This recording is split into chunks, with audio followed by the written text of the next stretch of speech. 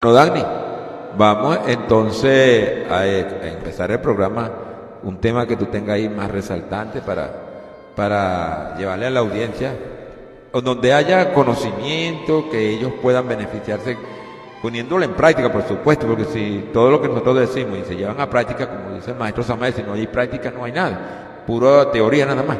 Entonces vamos a algunas cosas que le podamos llevar por radio. Tú sabes que estamos limitados porque radio nunca es igual como cuando uno da una conferencia directa, ¿eh? Aquí siempre tenemos que limitarlo a algunas frases, algunas palabras que no deben de salir, y entonces por eso a veces cambiamos alguna forma de decimos las mismas palabras pero con otro tipo de palabras decimos las mismas cosas que queríamos decir, y están escritas en los libros de los maestros, tal como es Samael, Revolú, Litelante, digamos así. Bueno, gracias a la audiencia nuevamente, ahora en el contexto de Cantos de mi Tierra, por seguirnos una vez más, contento, gozoso de platicar estas inquietudes espirituales pertenecientes tanto al Evangelio crístico y del Cristo libre y de las enseñanzas gnósticas.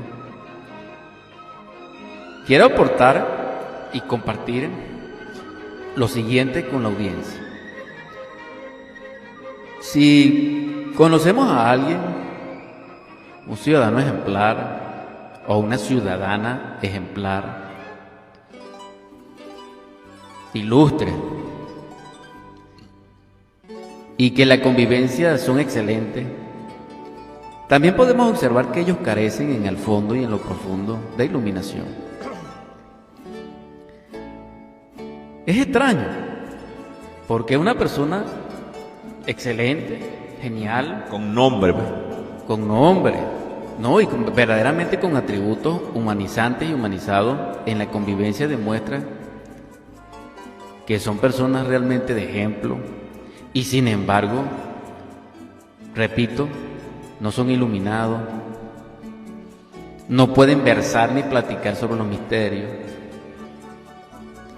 Y mucho más aún, aparte de eso, no son felices. Parece mentira, Dani, ¿verdad? Sí, porque es entendible que una persona que tenga defectos, un ejemplo, tenga vicio, viva en forma instintiva, no respete en la convivencia, es obvio, entendemos que no tenga iluminación, que no pueda tener aspiración a lo profundo. Pero ¿cómo es posible de que el otro tipo de personas en el extremo, teniendo condiciones, no tienen ese tipo de capacidad? Es más, me atrevo a decir que habemos líderes, llamémonos pastores, predicadores, misioneros, presbíteros, diáconos, etcétera, de cualquier institución benemérita, que son personas geniales, maravillosas, pero también carecen de iluminación y también carecen de felicidad, pero Sí. con el agravante que son líderes. Ajá, y el ego parece que los toca como más fuerte, porque uno ve las actitudes y a veces uno se queda despavorizado, pues, de ver la forma como se comporta, Sí. aún teniendo todo eso que tú acabas de mencionar. Sí, porque aquí vemos que entonces hay la personalidad tiene dos o múltiples facetas, porque se comporta en el hogar de una manera, delante del público de otra, pero delante de la institución, de la iglesia, del grupo, de la grey, o como se llamen, tienen otra posición. Pero ese no es a lo que no me quiero referir. Me quiero referir es a lo siguiente, repito en la reflexión. Si hay personas en el mundo, que pocas son, que realmente son maravillosas como personas, tienen grandes valores humanizantes y humanos, teniendo el yo todavía, no son iluminados. Y la respuesta hay muchas. Cada quien pondrá la suya. Sin embargo, mi planteamiento es el siguiente. Porque la iluminación no deviene en forma mecánica, automática, como respuesta a estados psicológicos determinados por una buena conducta, por una vida ejemplarizante. Es más, el camino del abismo está empedrado con buenas intenciones. Porque ya Dante Alighieri, en su Divina Comedia,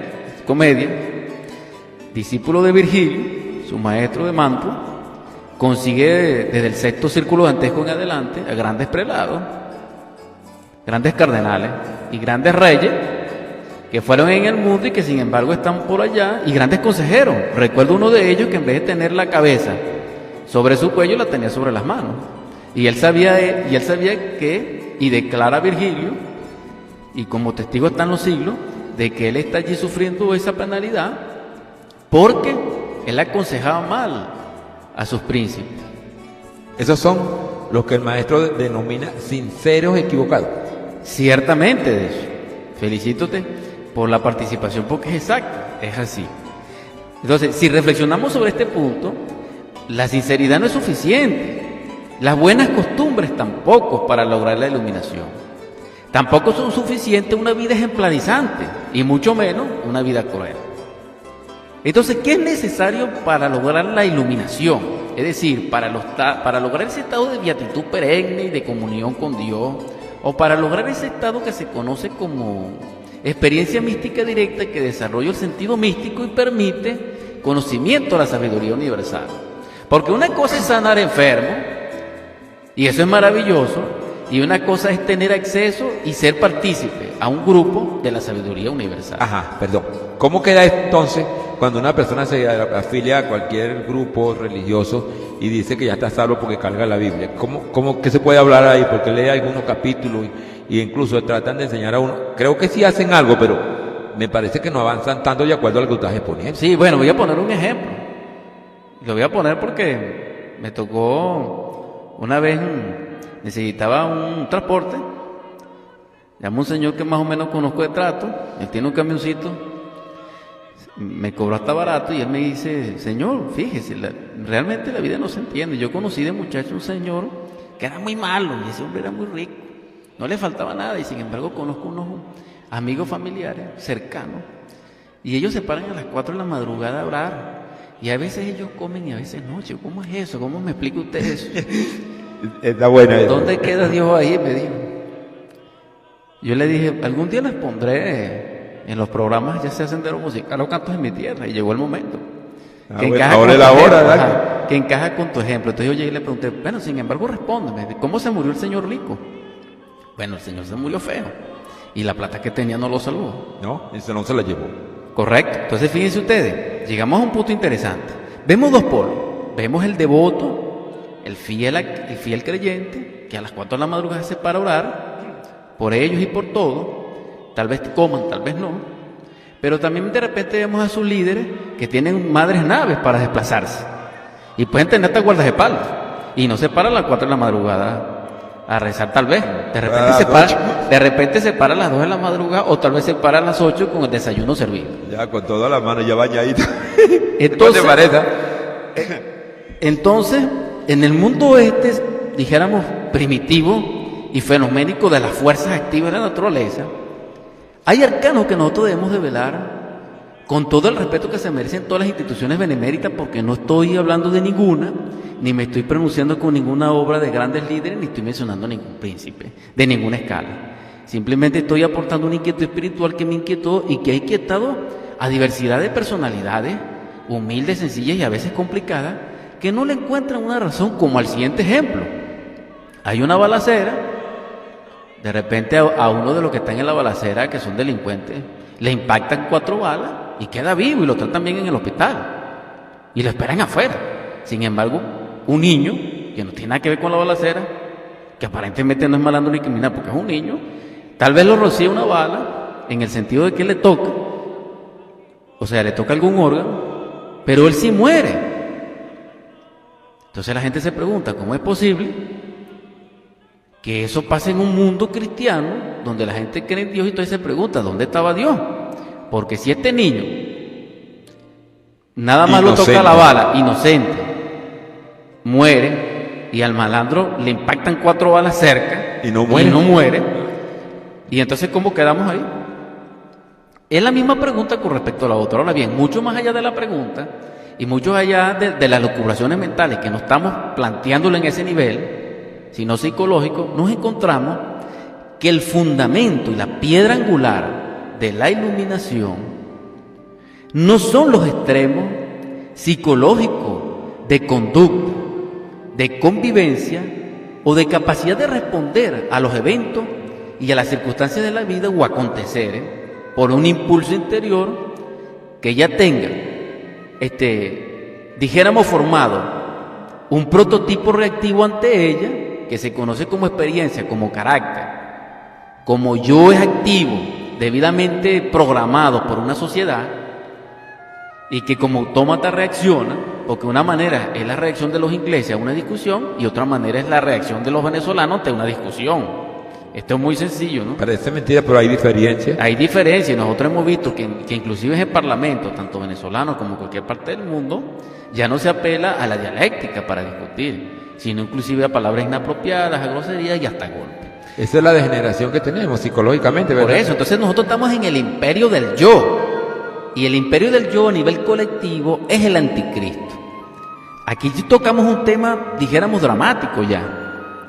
¿Por qué? Porque partimos del escenario siguiente. Si una persona que nosotros llamamos buena no tiene iluminación y realmente no es feliz, vemos el otro polo,